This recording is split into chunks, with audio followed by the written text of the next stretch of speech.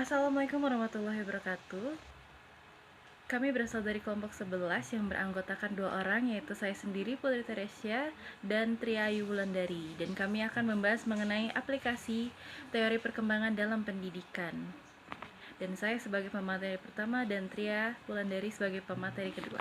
Pengertian teori perkembangan. Apa sih itu teori perkembangan?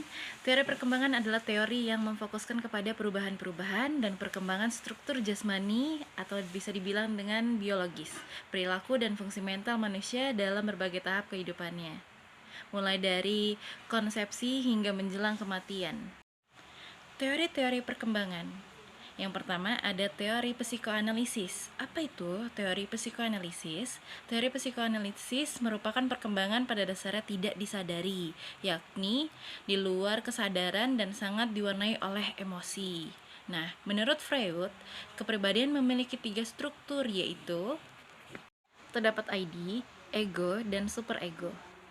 ID merupakan struktur kepribadian yang terdiri atas naluri atau insting yang merupakan energi psikis individu.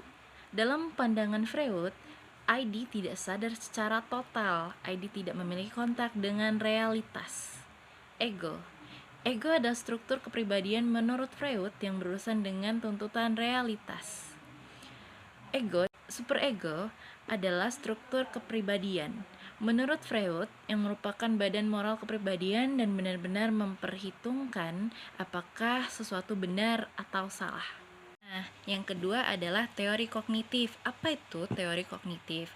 Teori kognitif merupakan penggambaran bahwa belajar adalah aktivitas internal yang terdiri dari beberapa proses seperti pemahaman, mengingat, mengolah informasi, problem solving, analisis, prediksi, dan perasaan. B. Pendekatan pemrosesan informasi.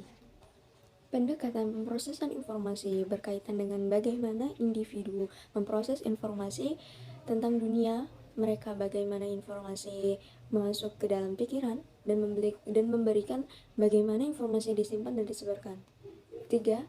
Teori perilaku dan belajar sosial. Para behavioris yang yakin bahwa kita seharusnya memang menguji apa yang dapat diamati dan diukur secara langsung. Di luar tradisi, teori perilaku berkembang keyakinan bahwa perkembangan ialah perilaku yang dapat diamati dan dipelajari melalui pengalaman dan lingkungan. Kedua, versi pendekatan perilaku yang menonjol ialah pandangan B.F. Skinner dan teori belajar sosial. A. Behaviorisme Skinner. Behaviorisme Skinner menekankan studi ilmiah tentang tanggapan perilaku yang dapat diamati dan determinankan lingkungannya. Pikiran, sadar atau tidak sadar, tidak diperlakukan untuk menjelaskan perilaku dan perkembangan. Kedua, teori belajar sosial. Teori perkembangan dapat dipelajari dengan dan dipengaruhi secara kuat oleh pengalaman-pengalaman lingkungan. Akan tetapi, mereka yakin bahwa Skinner bergerak terlalu jauh dengan mengatakan bahwa kognisi tidak penting dengan memahami perkembangan. Teori perkembangan sosial ialah pandangan para psikologi yang menekankan perilaku, lingkungan, dan kognisi sebagai faktor kunci dalam perkembangan. 4. Teori ekologis. Kepekaan terhadap jenis pengalaman yang berbeda berubah sepanjang siklus kehidupan. Adanya atau tidak adanya pengalaman-pengalaman tertentu pada waktu tertentu selama masa hidup mempengaruhi individu dengan baik di luar batas waktu pengalaman-pengalaman itu pertama kali terjadi.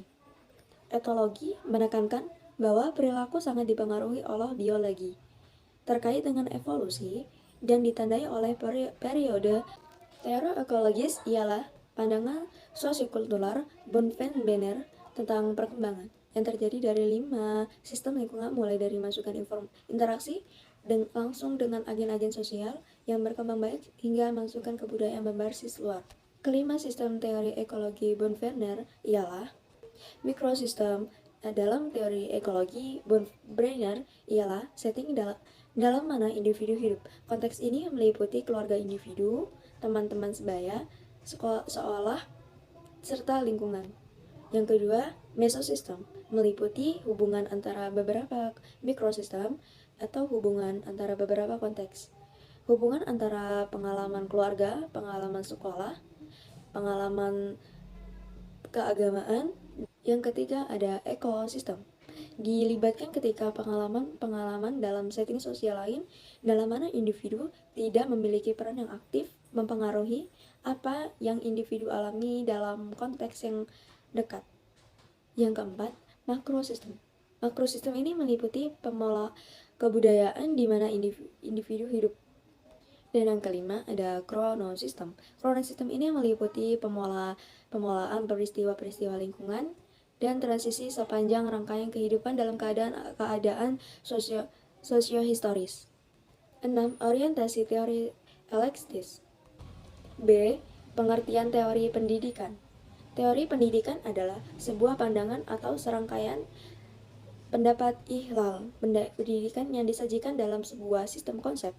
Pendidikan sebagai sistem mengandung arti suatu kelompok tertentu yang setidaknya memiliki hubungan khusus secara timbal balik dan memiliki informasi.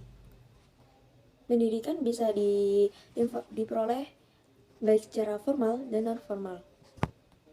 B. Macam-macam teori pendidikan. Yang pertama ada behaviorisme. Behaviorisme ada didasarkan pada perubahan tingkah laku lingkungan dan transisi sepanjang rangkaian kehidupan dalam keadaan sosiohistoris. 6. Orientasi teori elektis. B. Pengertian teori pendidikan. Teori pendidikan adalah sebuah pandangan atau serangkaian pendapat ihlal pendidikan yang disajikan dalam sebuah sistem konsep. Pendidikan sebagai sistem mengandung arti suatu kelompok tertentu yang setidaknya memiliki hubungan khusus secara timbal balik dan memiliki informasi. Pendidikan bisa diperoleh baik secara formal dan non-formal. B. Macam-macam teori pendidikan. Yang pertama ada behaviorisme. Behaviorisme ada didasarkan pada perubahan tingkah laku yang dapat diamati bagaimana lingkungan berpengaruh terhadap perubahan tingkah laku. Tingkah laku dalam belajar akan berubah kalau ada stimulus dan respon. Stimulus dapat perilaku yang diberikan pada siswa, sedangkan respons merupakan perubahan tingkah laku yang terjadi pada siswa. Yang kedua ada kognitivisme. Kognitivisme, kemampuan kita dalam menafsirkan peristiwa atau kejadian yang terjadi dalam lingkungan. Kognitivisme lebih mementingkan proses belajar daripada hasil belajar itu sendiri. Yang ketiga ada konstruktivisme.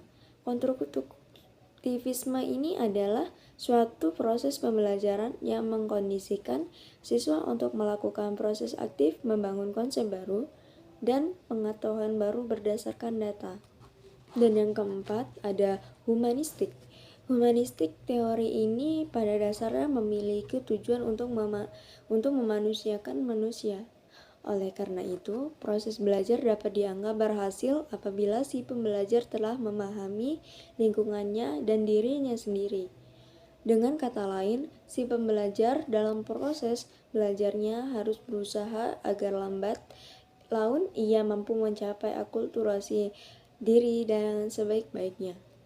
Tujuan utama para pendidik ini adalah membantu siswa untuk mengembangkan dirinya, yaitu membantu masing-masing individu untuk mengenal diri mereka sendiri sebagai manusia yang unik dan membantu dalam mewujudkan potensi-potensi yang ada dalam diri. Kami sangat berterima kasih kepada teman-teman semua yang sudah mendengarkan presentasi kami. Mohon maaf bila ada kesalahan kata dan salah kesalahan dalam penyampaian. Saya akhiri. Wassalamualaikum warahmatullahi wabarakatuh.